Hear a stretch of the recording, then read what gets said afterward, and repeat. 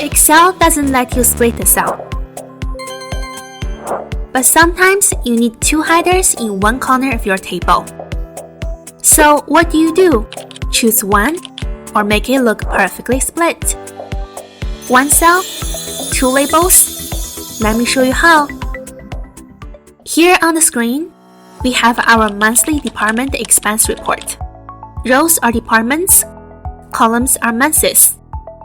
This top left cell connects both dimensions, but we only get one cell to work with. Tap Months, the row header. Press Alt plus Enter to move to the next line inside the same cell. Then enter the column header, Department.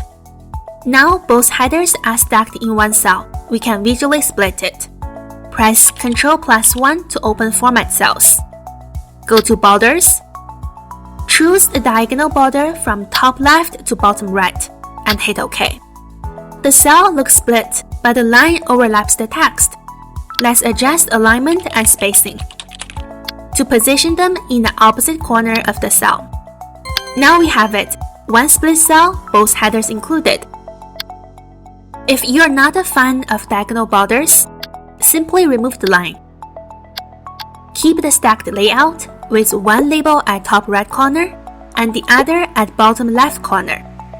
It still clearly communicates both headers, just without the visual divider. Sometimes simpler is better. Remember, Excel never actually splits the cell. These are formatting techniques that simulate such a look. If your dataset is often used for filtering or feeding pivots, overcomplicating the header may not be the fix. Instead of forcing a visual split, consider redesigning the table.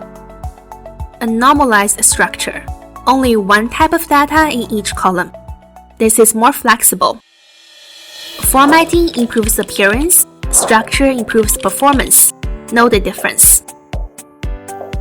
If this saved you time, like, subscribe, and hit the bell. We share practical Excel techniques to help you work smarter and faster.